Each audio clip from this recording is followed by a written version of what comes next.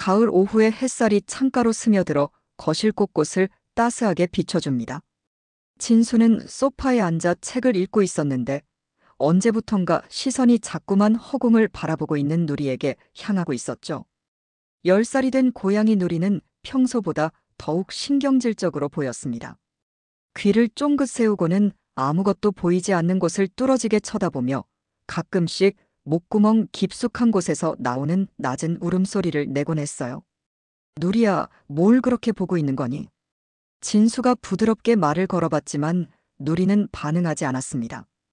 오히려 더욱 집중하는 듯 꼬리끝을 바르르 떨며 경계하는 모습을 보였죠. 이런 행동이 며칠째 반복되고 있었는데 처음엔 그냥 나이가 들어서 그런가 보다 했지만 점점 심해져만 갔어요.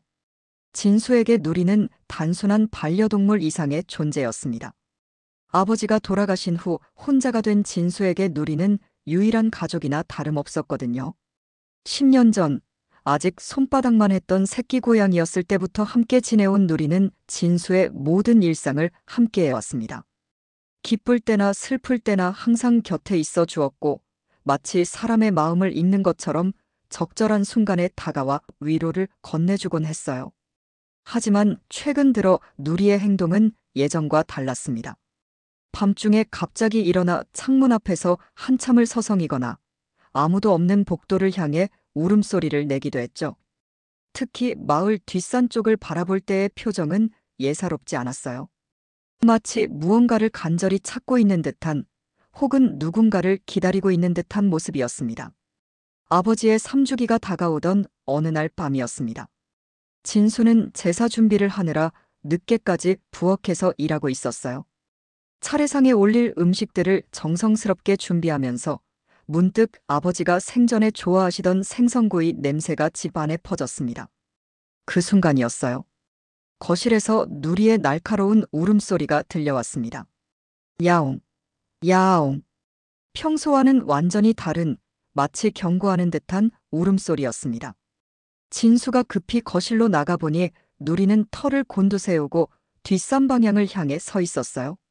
창문 너머로 보이는 어둠 속 어딘가를 응시하며 계속해서 불안한 울음소리를 내고 있었죠. 누리야, 왜 그래? 무슨 일이야? 진수가 다가가려 하자 누리는 오히려 더욱 흥분하며 창문에 앞발을 올렸습니다. 마치 밖으로 나가고 싶어 하는 것 같았어요. 진수는 누리의 이상한 행동에 당황스러웠지만 혹시나 해서 창문을 열어주었습니다. 하지만 누리는 나가지 않고 그저 계속해서 뒷산 쪽을 바라보며 울 뿐이었죠. 그날 밤 진수는 쉽게 잠들 수 없었습니다. 누리의 울음소리가 계속 귓가에 맴돌았고 무언가 불길한 예감이 마음 한구석을 짓누르고 있었어요. 아버지의 제삿날을 앞두고 있어서 더욱 민감해진 탓일까요? 아니면 정말로 무언가 특별한 일이 일어나려는 것일까요? 다음 날 아침 제사를 지내는 동안에도 누리의 이상한 행동은 계속되었습니다. 평소라면 제사상 주변을 어슬렁거리며 관심을 보이던 누리가 이날은 내내 창가에 앉아 밖만 바라보고 있었어요. 마치 무언가를 기다리고 있는 듯한 혹은 누군가의 부름을 받고 있는 듯한 모습이었습니다. 제사를 마친 지 사흘이 지났을 무렵 진수가 가장 우려했던 일이 벌어졌습니다. 아침에 일어나 보니 누리가 보이지 않았어요. 평소라면 진수가 잠에서 깨어나는 소리를 듣고 침대 곁으로 다가와 야옹거리며 아침 인사를 건네던 누리였는데 집 안 어디에도 그 모습이 보이지 않았습니다. 누리야, 누리. 진수는 집 안구석구석을 뒤져보며 누리를 찾아 헤맸습니다. 침실 침대 밑, 거실 소파 뒤편, 부엌 찬장 아래까지 누리가 숨어 있을 만한 곳은 모두 살펴봤지만 아무런 흔적도 찾을 수 없었어요. 대문이 잠겨 있는 것으로 보아 밤중에 누군가 나갔다 들어온 것도 아니었는데 도대체 누리는 어디로 간 것일까요? 불안감이 점점 커져갔습니다. 누리는 평생 집 밖으로 나간 적이 없는 고양이였거든요. 어릴 때부터 실내에서만 키워왔기 때문에 바깥 세상에 대한 경험이 전혀 없었죠. 그런 누리가 갑자기 사라졌다는 것은 분명히 무언가 특별한 이유가 있을 거라고 생각했습니다. 진수는 서둘러 옷을 갈아입고 집 주변을 돌아보기 시작했어요. 마을 골목길을 하나씩 살펴보며 누리의 이름을 불러댔지만 대답은 없었습니다. 이웃집 담장 너머도 들여다보고 빈집 마당까지 확인해봤지만 누리는 어디에도 보이지 않았어요.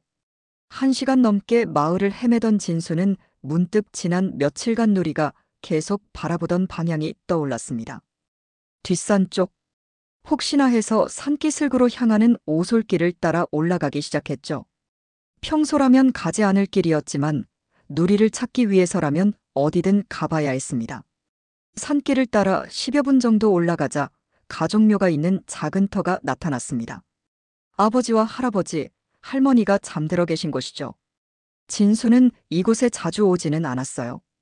제사 때나 가끔 성묘를 올 때 정도였는데 오늘은 누리 때문에 어쩔 수 없이 발걸음을 옮기게 되었습니다. 그런데 가족묘에 가까워질수록 뭔가 이상한 소리가 들려왔어요. 흙을 파는 듯한 소리, 그리고 낮은 신음소리가 섞여서 들려오고 있었습니다. 진수는 가슴이 두근거리기 시작했어요. 혹시 누군가 무덤을 도굴하려는 건 아닐까? 아니면 야생동물이 무덤을 파헤치고 있는 건 아닐까? 조심스럽게 가족묘 쪽으로 다가가던 진수는 깜짝 놀라고 말았습니다. 아버지의 무덤 앞에 누리가 있었거든요. 하지만 누리의 모습은 평소와 전혀 달랐습니다. 앞발로 무덤의 흙을 계속해서 파헤치고 있었고 입에는 흙이 묻어 있었어요. 마치 무언가에 홀린 듯한 모습이었습니다. 누리야, 거기서 뭐 하는 거야? 진수가 소리치며 달려가자 누리는 잠깐 고개를 돌렸습니다. 하지만 평소의 온순한 표정 대신 야생의 본능이 깨어난 듯한 날카로운 눈빛을 보내고 있었어요. 그리고는 다시 무덤을 파기 시작했습니다. 안 돼. 그만해. 진수가 누리를 말리려고 손을 뻗자 누리는 처음으로 주인에게 이빨을 드러내며 위협했습니다. 평생 한 번도 사람을 물어본 적 없던 누리가 말이에요. 진수는 당황했지만 포기할 수 없었습니다. 아버지의 무덤을 이런 식으로 파헤치게 둘 수는 없었거든요. 하지만 누리의 의지는 확고했습니다. 진수가 억지로 떼어내려 할 때마다 더욱 거세게 저항했고 심지어 진수의 손을 핥히기까지 했어요. 피가 날 정도로 핥힌 상처를 보며 진수는 충격을 받았습니다. 이건 평소 아는 누리의 모습이 아니었어요. 1시간 넘게 실랑이를 벌인 끝에 진수는 결국 포기하고 말았습니다. 누리의 의지가 너무나 확고했고 무엇보다 그 절박한 모습에서 단순한 변덕이 아닌 어떤 깊은 이유가 있을 거라는 생각이 들었거든요. 혹시 정말로 무덤에 이상한 일이 생긴 건 아닐까? 누리가 뭔가를 감지한 건 아닐까? 결국 진수는 집에서 삽을 가져와야 했습니다. 누리 혼자서는 도저히 무덤을 완전히 파헤칠 수 없을 것 같았고 이 상황을 끝내려면 누리가 원하는 바를 확인해 보는 수밖에 없을 것 같았거든요. 마음 한편으로는 아버지께 죄송한 마음이 들었지만 다른 한편으로는 뭔가 중요한 일이 벌어지고 있다는 예감이 강하게 들었습니다. 삽을 들고 다시 가족묘로 돌아온 진수의 손은 떨리고 있었습니다.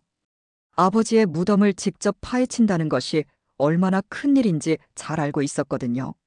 하지만 누리는 여전히 무덤 앞에서 기다리고 있었고 진수가 삽을 가져오자 마치 고마워하는 듯한 표정을 지었어요.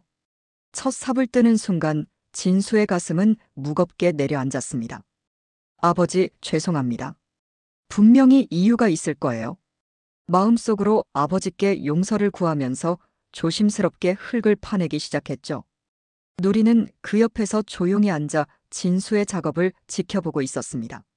1시간 정도 파내려가자 관의 윗부분이 보이기 시작했어요. 오래된 나무관이었는데 세월의 흔적으로 군데군데 썩어 있는 부분도 보였습니다. 진수는 더욱 조심스럽게 관 주변의 흙을 치워나갔어요. 그런데 관을 완전히 드러낸 순간 뭔가 이상한 점을 발견했습니다. 관의 한쪽 모서리에 작은 나무 상자가 하나 놓여 있었거든요. 관과는 별개의 물건이었는데 마치 누군가 일부러 넣어둔 것 같았습니다.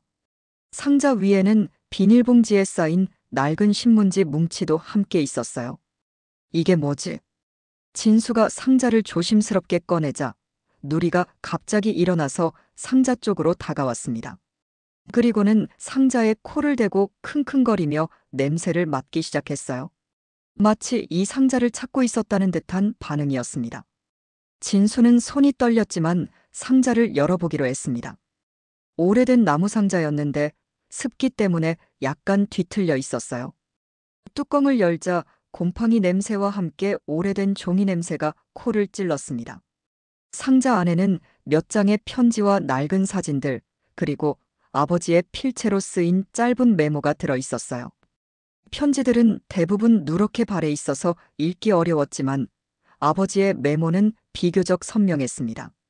진실을 알게 될 때가 올 것이다. 그때 이 상자의 내용을 확인해 보거라. 누리가 너를 이끌 것이다. 라고 적혀 있었죠. 진수는 깜짝 놀랐습니다. 메모에 누리의 이름이 적혀 있다니.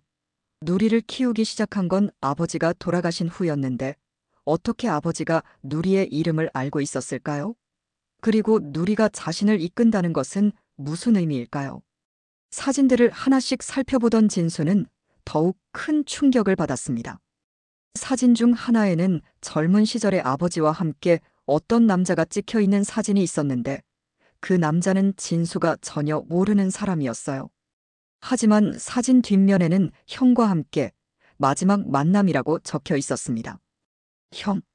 진수가 알기로는 아버지에게 형제가 있다는 이야기를 들어본 적이 없었는데요.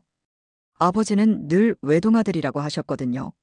그런데 이 사진은 무엇을 의미하는 걸까요? 더욱 놀라운 것은 그 다음이었습니다. 진수가 용기를 내어 관의 뚜껑을 조금 열어보았을 때 그 안에서 발견한 것은 충격적이었어요. 관 속의 유골은 분명히 뭔가 이상했습니다. 뼈들의 크기나 형태가 아버지의 것과는 다른 것 같았고 특히 머리카락의 색깔이 아버지의 것과 전혀 달랐거든요. 아버지는 돌아가실 때까지 검은 머리셨는데 관 속의 머리카락은 갈색빛이 도는 색이었어요. 게다가 양도 아버지보다 훨씬 많았습니다. 진수는 점점 혼란스러워졌어요. 이게 정말 아버지의 무덤이 맞는 건가? 아니면 다른 누군가가? 누리는 관을 들여다보는 진수의 모습을 조용히 지켜보고 있었습니다. 마치 모든 것을 알고 있다는 듯한 표정이었어요. 때때로 작은 울음소리를 내기도 했지만 이제는 더 이상 흥분하지 않았습니다. 오히려 차분하고 슬픈 표정이었죠. 누리야, 너는 뭘 알고 있는 거니? 진수가 누리에게 물어보자 누리는 고개를 들어 진수를 바라봤습니다. 그 눈빛에는 할 말이 많다는 듯한 표정이 담겨 있었어요. 마치 이제 시작일 뿐이야라고 말하는 것 같았습니다. 해가 저물어가고 있었습니다. 진수는 상자와 신문지들을 조심스럽게 챙기고 관은 다시 흙으로 덮었어요. 하지만 마음속에는 수많은 의문이 꿈틀거리고 있었습니다. 아버지가 숨기고 있던 비밀이 있었던 걸까? 그리고 누리는 정말로 그 비밀을 알고 있는 걸까? 집으로 돌아가는 길에 누리는 평소와 달리 진수 앞서서 걸어갔습니다. 마치 길을 안내하는 듯한 모습이었어요. 진수는 이 모든 상황이 우연의 일치가 아니라는 확신이 들기 시작했습니다. 분명히 누리에게는 특별한 사명이 있는 것 같았어요. 집으로 돌아온 진수는 무덤에서 가져온 상자와 신문지들을 거실 탁자 위에 펼쳐놓았습니다. 누리는 그 옆에 조용히 앉아서 진수의 모든 행동을 지켜보고 있었어요.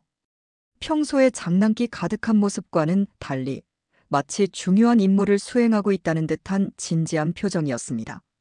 신문지들은 대부분 30년 전 것들이었는데 그 중에서도 특별히 표시가 되어 있는 기사가 하나 있었어요. 마을 청년 실종 사건 수사 종료라는 제목의 기사였는데 읽어보니 진수가 태어나기 전에 일어난 사건이었습니다. 기사 내용에 따르면 당시 20대 청년이 갑자기 사라졌는데 몇 달 후 산에서 시신으로 발견되었다는 내용이었어요. 그런데 기사의 여백에 아버지의 필체로 작은 글씨가 적혀 있었습니다. 진실은 이게 아니다. 언젠가는 밝혀질 것이다.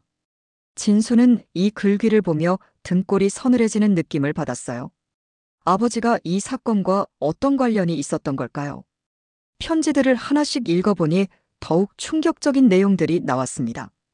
편지 중 하나는 형님께라고 시작되는 것이었는데 내용이 상당히 절박했어요. 더 이상 견딜 수 없습니다. 진실을 말하고 싶지만 가족들이 위험해질까봐 두렵습니다. 만약 제게 무슨 일이 생긴다면 이 편지를 증거로 사용해 주세요. 편지의 날짜를 보니 아버지가 돌아가시기 몇 달 전이었어요. 진수는 점점 혼란스러워졌습니다. 아버지에게 형이 있었다는 것도 놀라웠지만 아버지가 무언가 위험한 상황에 처해 있었다는 사실이 더욱 충격적이었거든요. 그날 밤 진수는 잠을 이룰 수 없었습니다. 머릿속에는 온갖 생각들이 뒤엉켜 있었어요. 누리는 평소와 달리 진수의 침대 위에 올라와 몸을 웅크리고 누워 있었는데 가끔씩 작은 신음소리를 내며 마치 무언가를 걱정하는 듯한 모습을 보였습니다. 다음 날 아침 진수는 마을의 원로들을 찾아가기로 결심했어요. 아버지와 오랫동안 함께 지낸 분들이라면 뭔가 알고 있을지도 모르겠다는 생각이 들었거든요. 첫 번째로 찾아간 곳은 마을 이장을 오랫동안 지낸 김할아버지 댁이었습니다. 할아버지, 제 아버지에 대해서 여쭤보고 싶은 게 있어요. 김할아버지는 진수를 보자 반가워하셨지만 아버지 이야기가 나오자 표정이 어두워졌어요. 내 아버지 말이냐. 참 안타까운 분이셨지. 살아생전에 많은 고생을 하셨어. 고생이요? 어떤 고생을 하셨던 건가요? 할아버지는 잠시 망설이시더니 입을 열었습니다. 내가 모르는 게 당연하지. 내 아버지는 그 일로 마을 사람들과 많이 소원해지셨거든. 억울한 일을 당하셨는데도 아무도 믿어주지 않았어. 억울한 일이요? 응, 그때 마을에서 사람이 하나 죽었는데 말이야. 내 아버지가 그 일과 관련이 있다고 소문이 났었거든. 물론 직접적으로 뭘 했다는 건 아니었지만 진실을 알고 있으면서도 말하지 않는다고 해서 사람들이 의심의 눈초리로 봤지. 진수의 가슴이 두근거리기 시작했어요. 그 죽은 사람이 혹시 박정호라는 청년이었어. 내 아버지와 어릴 때부터 친했던 사이였는데 어느 날 갑자기 사라졌다가 산에서 시신으로 발견됐지. 그런데 이상한 건 내 아버지가 그 친구 장례식에도 오지 않았다는 거야. 박정호. 진수는 그 이름을 어디선가 들어본 것 같았어요. 아, 상자 안 사진 뒷면에 적혀있던 그 이름이었습니다. 형과 함께라고 적혀있던 사진 말이에요. 할아버지, 혹시 그때 장례를 2번 치른 적이 있나요? 김할아버지는 깜짝 놀란 표정을 지었습니다. 그걸 어떻게 알았니? 맞아. 그때 참 이상한 일이 있었어. 관이 2개나 준비됐었거든. 하나는 박정호 것이고 또 하나는 글쎄 누구 것인지 모르겠더라고. 진수는 온몸에 소름이 돋았습니다. 관이 2개. 그럼 혹시 아버지의 무덤에 있던 유골이. 그런데 말이야, 할아버지가 목소리를 낮추며 계속 말씀하셨어요. 내 아버지가 돌아가시던 날 밤에 이상한 일이 있었어. 마을 개들이 모두 짖어대면서 뒷산 쪽을 향해 울부짖더라고. 마치 무언가를 알리는 것 같았어. 진수는 더 이상 들을 수 없었습니다.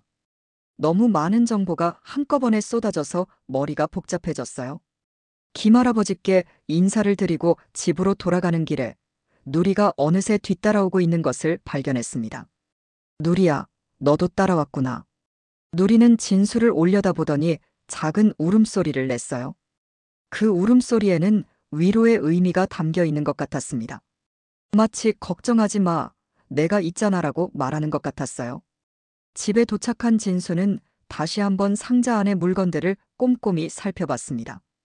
이제 김할아버지의 이야기를 듣고 나니 모든 것이 다르게 보였어요.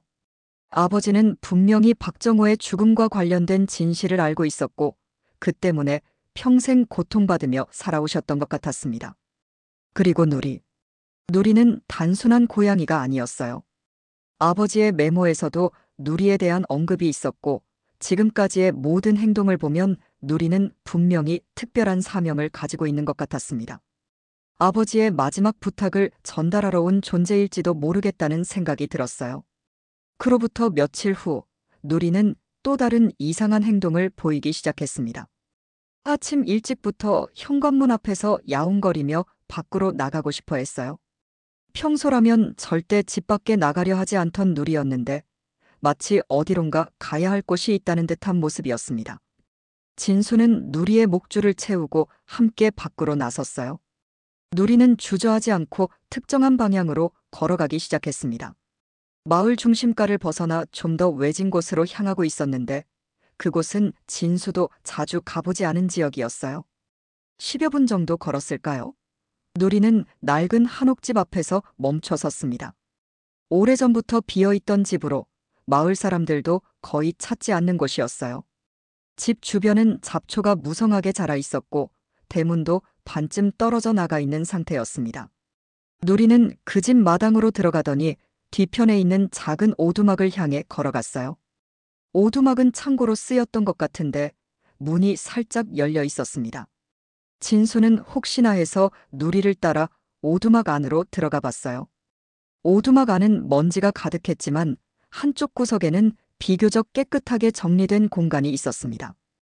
그곳에는 오래된 책상과 의자가 하나씩 놓여 있었고 책상 위에는 두꺼운 일기장과 몇 장의 사진, 그리고 작은 상자가 하나 있었어요. 누리는 그 책상 앞에 앉더니 진수를 올려다봤습니다. 마치 이걸 확인해봐라고 말하는 것 같았어요. 진수는 조심스럽게 일기장을 펼쳐봤습니다. 첫 페이지를 보자마자 깜짝 놀랐어요. 아버지의 필체였거든요. 일기의 첫 부분은 이렇게 시작되고 있었습니다. 오늘도 정우 형을 만났다. 형은 점점 야위어가고 있다. 진실을 말하고 싶어 하지만 그럴 수 없는 상황이 안타깝다. 나도 어떻게 도와야 할지 모르겠다. 진수는 손이 떨렸습니다. 박정호가 아버지의 형이었다는 것이 확실해졌어요. 그리고 아버지는 형의 고민을 알고 있었지만 도울 방법을 찾지 못해 괴로워하고 계셨던 것 같았습니다. 일기를 계속 읽어보니 더욱 충격적인 내용들이 나왔어요. 형이 그 사람들에게 협박을 받고 있다. 만약 진실을 말하면 가족들이 위험해진다고 한다. 하지만 형은 더 이상 거짓으로 살 수 없다고 말한다. 나는 어떻게 해야 할까? 그 사람들이란 누구를 가리키는 걸까요? 진수는 일기를 더 읽어내려갔습니다. 그러자 더욱 구체적인 내용이 나타났어요. 큰아버지가 형을 만나러 왔다. 형에게 계속 입을 다물고 있으라고 했다. 만약 말하면 우리 가족 모두가 위험해진다고 했다. 큰아버지. 진수는 깜짝 놀랐습니다. 아버지의 큰형, 즉 진수의 큰할아버지를 말하는 건가요? 하지만 큰할아버지는 진수가 어릴 때 돌아가셨는데 그분이 이런 일과 관련이 있었다는 건 상상도 못했어요. 책상 위의 사진들을 살펴보니 젊은 시절의 아버지와 박정호가 함께 찍은 사진들이 여러 장 있었어요. 두 사람은 정말 가까운 사이였던 것 같았습니다. 사진 속에서 둘 다 행복해 보였는데 그런 그들에게 무슨 일이 일어났던 걸까요? 작은 상자를 열어보니 그 안에는 더욱 놀라운 것이 들어 있었습니다. DNA 검사 키트와 함께 누리의 어린 시절 사진이 들어 있었거든요. 그런데 그 사진은 진수가 누리를 입양하기 훨씬 전에 찍힌 것 같았어요. 사진 뒷면에는 정호의 마지막 선물이라고 적혀 있었습니다. 진수는 이제 확신할 수 있었어요. 누리는 박정호, 즉 아버지의 형이 남긴 마지막 선물이었던 거예요. 그리고 누리에게는 특별한 사명이 있었던 것 같았습니다.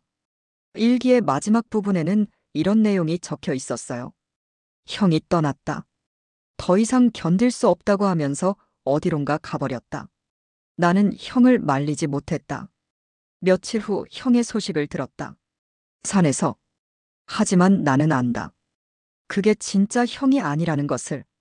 형은 살아있다. 어디선가 숨어서 살고 있을 것이다. 진수는 온몸에 소름이 돋았습니다. 산에서 발견된 시신이 박정호가 아니었다는 뜻인가요? 그럼 아버지 무덤에 있던 유골이 혹시... 누리는 진수가 일기를 읽는 동안 내내 조용히 기다리고 있었어요. 마치 진수가 모든 내용을 이해할 때까지 기다려주는 것 같았습니다. 그리고 진수가 일기를 다 읽자 누리는 다시 일어나서 오두막 밖으로 나가기 시작했어요. 누리야, 어디로 가는 거야? 하지만 누리는 대답 대신 계속해서 걸어갔습니다. 이번에는 마을 중심가 쪽으로 향하고 있었어요. 진수는 일기장과 사진들을 챙기고 누리를 따라 나섰습니다. 누리가 향한 곳은 마을에서 가장 큰 한옥집이었어요. 진수의 큰아버지 댁이었습니다. 아버지가 돌아가신 후 가족 간의 연락이 끊어져서 몇 년째 만나지 못한 상태였는데 누리는 주저하지 않고 그 집 대문 앞까지 걸어갔어요. 진수는 갑자기 긴장이 되기 시작했습니다. 혹시 큰아버지가 이 모든 일과 관련이 있는 건 아닐까요? 아버지의 일기에 나온 그 큰아버지가 바로 이분을 말하는 건 아닐까요? 누리는 대문 앞에서 멈춰 서더니 진수를 돌아봤습니다. 그 눈빛에는 이제 진실을 확인할 시간이야라는 의미가 담겨 있는 것 같았어요. 진수는 깊게 숨을 들이쉬고 대문을 두드렸습니다. 큰아버지 댁의 대문이 열리자 오랜만에 보는 큰아버지의 모습이 나타났습니다. 70을 넘긴 연세에도 여전히 건장해 보이셨지만 진수를 보자 표정이 굳어졌어요. 특히 진수 발밑에 있는 누리를 보더니 얼굴이 창백해지는 것을 진수는 놓치지 않았습니다. 진수야, 갑자기 웬일이냐? 큰아버지의 목소리에는 어딘지 모르게 경계하는 기색이 담겨 있었어요. 평소 친근했던 모습과는 사뭇 다른 반응이었습니다. 큰아버지, 아버지에 대해서 여쭤보고 싶은 게 있어요. 안으로 들어가서 이야기해도 될까요? 큰아버지는 잠시 망설이더니 마지못해 문을 열어주었습니다. 하지만 누리가 함께 들어오려 하자 손을 내저었어요. 고양이는 밖에 두고 와라. 집 안에 들여보낼 수 없다. 진수는 이상했습니다. 큰아버지는 평소 동물을 좋아하셨는데 왜 갑자기 누리를 거부하는 걸까요? 하지만 일단 누리를 마당에 두고 안으로 들어갔어요. 거실에 앉자마자 진수는 곧바로 본론을 꺼냈습니다. 큰아버지, 박정호라는 분 아세요? 그 순간 큰아버지의 찻잔을 든 손이 미세하게 떨렸어요. 하지만 곧바로 태연한 척하며 대답했습니다. 박정호, 누구 말이냐? 아버지의 형이었던 분 말입니다. 아버지 무덤에서 이상한 걸 발견했거든요. 진수가 가져온 일기장과 사진들을 테이블 위에 펼쳐놓자 큰아버지의 표정이 급격히 변했어요. 더 이상 모른 척 할 수 없다는 듯한 표정이었습니다. 너, 어디서 그런 걸 찾았느냐? 아버지 무덤에 있었어요. 큰아버지, 도대체 무슨 일이 있었던 거예요? 왜 아버지는 평생 이런 비밀을 안고 살아야 했던 거죠? 큰아버지는 한참 동안 말없이 앉아 있더니 갑자기 벌떡 일어났습니다. 그런 걸 들춰내서 뭐 하려고? 다 지나간 일인데. 목소리가 크게 올라갔어요. 평소의 온화한 모습과는 전혀 다른 격앙된 반응이었습니다. 지나간 일이라뇨? 아버지가 평생 고통받으며 살아오신 건데요. 고통? 내 아버지가 무슨 고통을 받았다는 거냐? 박정호 형이 죽었을 때 아버지가 진실을 알고 있었다면서요? 그런데 왜 말하지 못했던 거예요?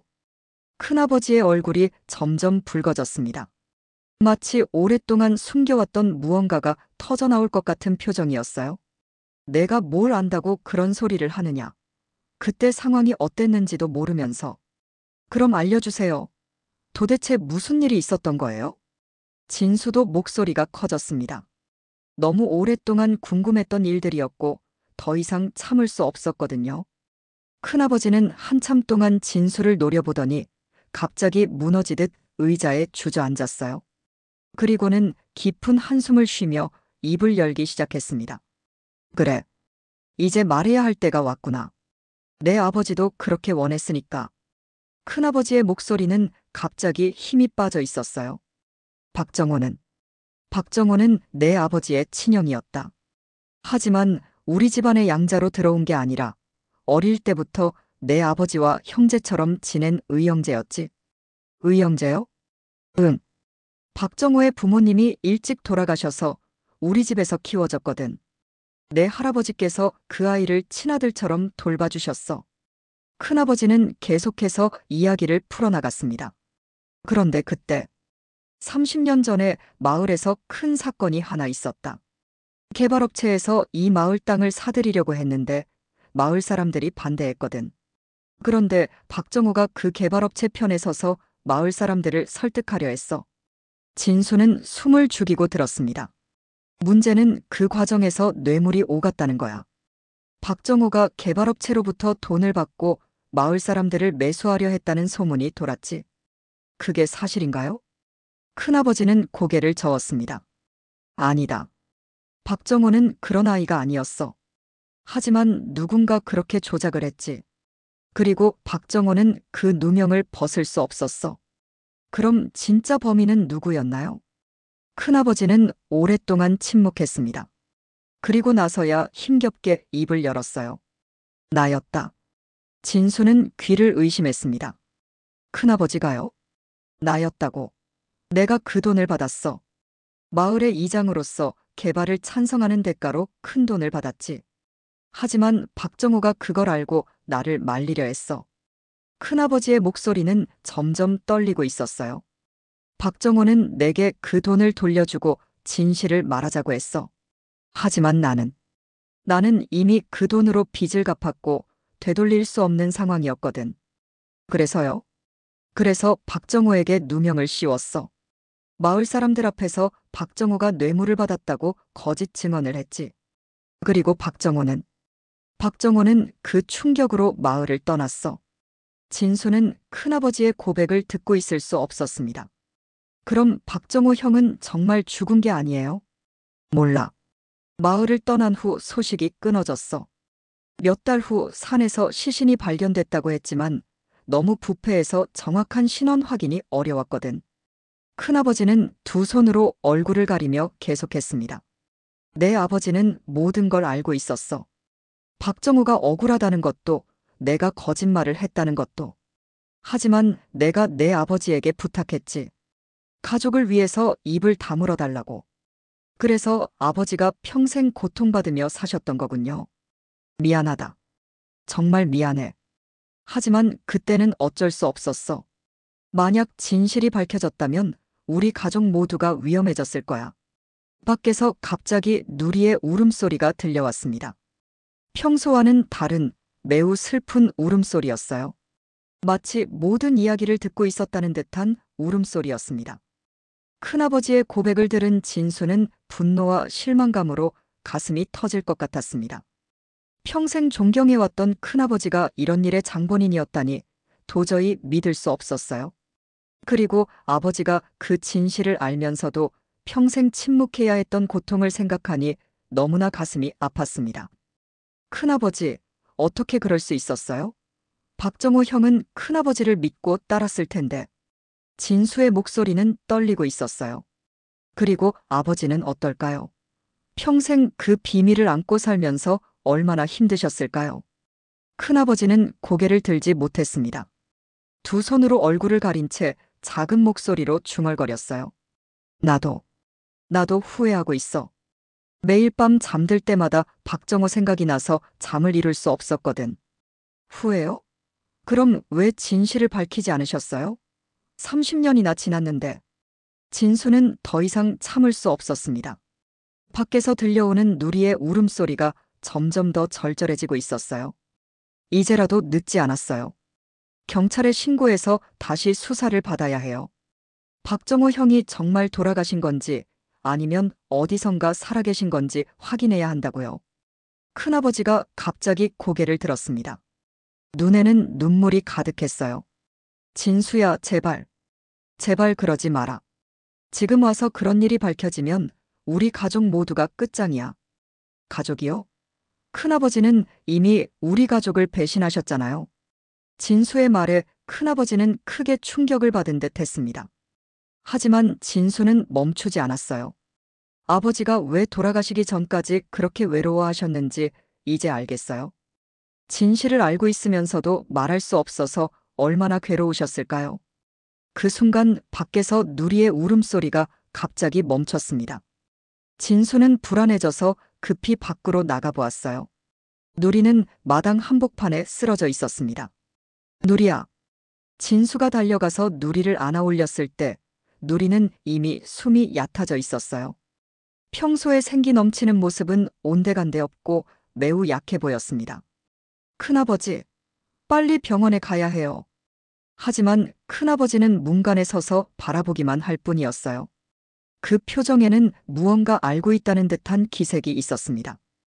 진수는 누리를 안고 급히 동물병원으로 달려갔습니다. 하지만 병원에 도착했을 때 누리의 상태는 이미 위험한 수준이었어요. 수의사는 특별한 외상이나 질병의 징후를 찾을 수 없다고 했습니다. 이상합니다. 검사 결과로는 특별한 문제가 없는데 마치 스스로 생명력을 놓아버린 것 같아요. 수의사의 말을 들으며 진수는 갑자기 깨달았습니다. 누리는 자신의 임무를 다했다고 생각하는 게 아닐까요? 아버지의 마지막 부탁을 전달하고 진실을 밝히도록 도왔으니까 이제 편히 쉬려고 하는 건 아닐까요? 병원에서 하룻밤을 보낸 후 누리는 잠깐 의식을 회복했습니다.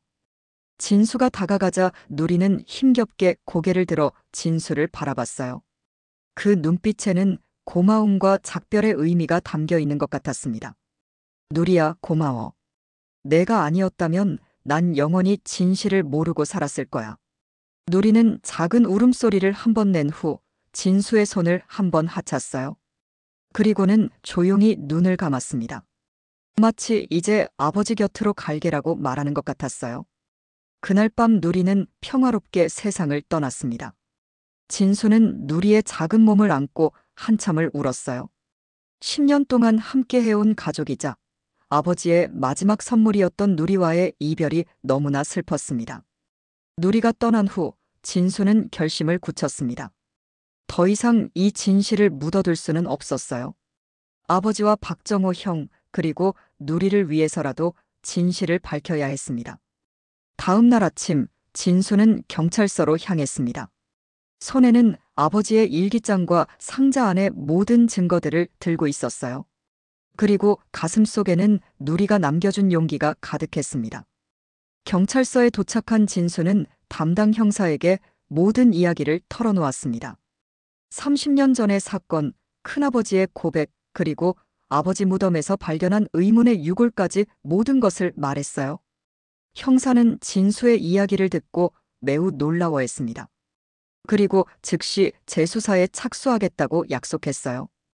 특히 아버지 무덤의 유골에 대한 DNA 검사를 우선적으로 진행하기로 했습니다. 진수가 경찰서에서 나올 때 마음 한편으로는 후련함이 들었어요. 마침내 진실을 밝힐 수 있는 첫걸음을 내디뎠으니까요. 하지만 다른 한편으로는 누리가 없다는 현실이 너무나 슬펐습니다. 하늘을 올려다보니 구름 사이로 따스한 햇살이 비치고 있었어요. 마치 아버지와 누리가 잘했다고 말해주는 것 같았습니다.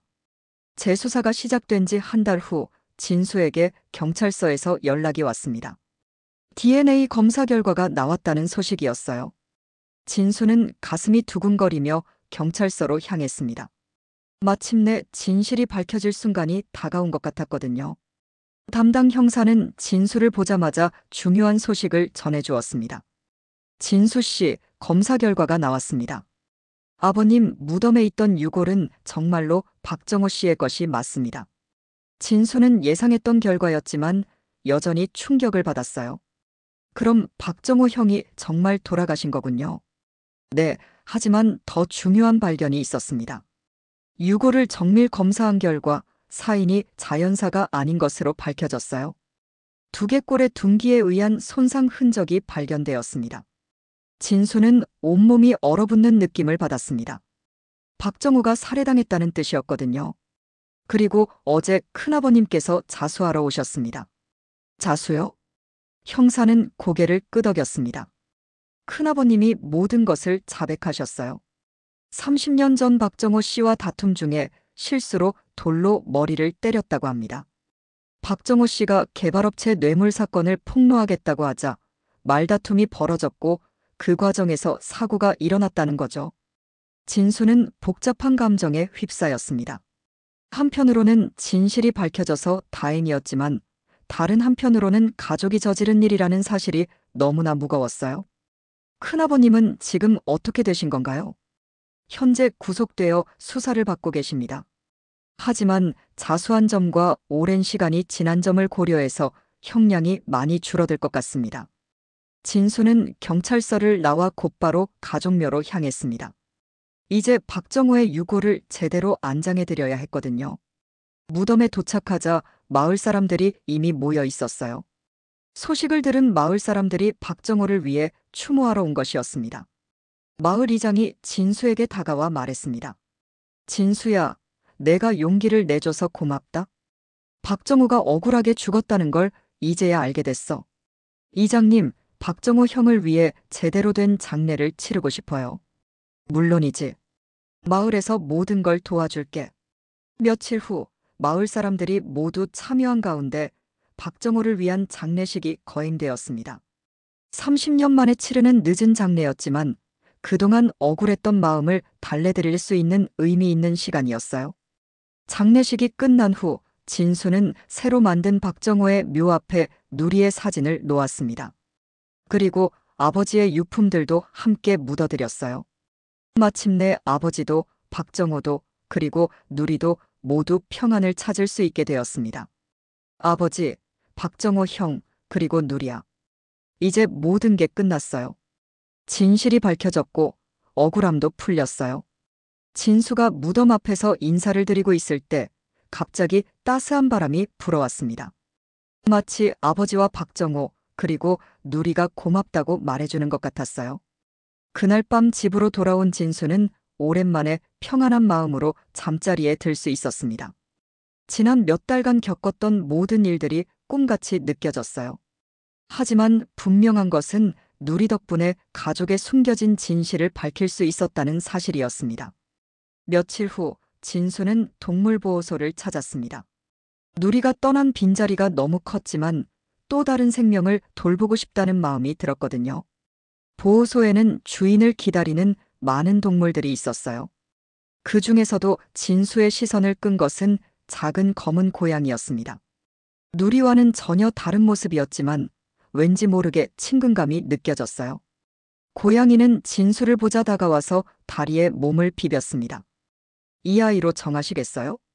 보호소 직원이 물어보자 진수는 고개를 끄덕였습니다. 네, 이 아이와 함께 새로운 시작을 하고 싶어요. 집으로 돌아가는 길에 진수는 새로운 가족에게 이름을 지어주었습니다. 소망이라고 이름 지었어요. 앞으로 희망찬 날들을 함께 보내고 싶다는 의미였습니다. 그날 저녁 소망이와 함께 저녁을 먹으며 진수는 누리에게 고마운 마음을 전했습니다. 누리야, 내가 우리 가족에게 해준 일을 절대 잊지 않을게. 아버지의 마지막 부탁을 전해줘서 정말 고마워. 창밖으로는 별이 반짝이고 있었어요. 그 별빛을 바라보며 진수는 확신했습니다. 누리는 지금 아버지와 박정호 곁에서 평안하게 지내고 있을 거라고 말이에요. 이제 진수에게는 새로운 일상이 시작되었습니다. 과거의 아픈 비밀은 모두 밝혀졌고 가족의 고리도 다시 회복되었어요. 비록 큰아버지와의 관계는 예전 같지 않겠지만 진실을 마주할 용기를 가진 것만으로도 큰 발걸음이었습니다. 소망이는 누리처럼 신비로운 능력은 없었지만 진수에게 새로운 희망과 위로를 주는 소중한 존재가 되었습니다. 그리고 진수는 앞으로 어떤 어려움이 와도 진실을 향해 나아갈 용기를 잃지 않을 거라고 다짐했어요. 누리가 남겨준 가장 큰 선물은 진실을 마주할 용기였습니다. 그리고 그 용기는 진수의 남은 인생을 더욱 당당하고 의미 있게 만들어줄 것이었어요. 시청해주셔서 감사합니다. 구독과 좋아요는 더 재미있고 감동적인 이야기를 만드는데 큰 힘이 됩니다. 오늘 하루도 행복하세요. 감사합니다.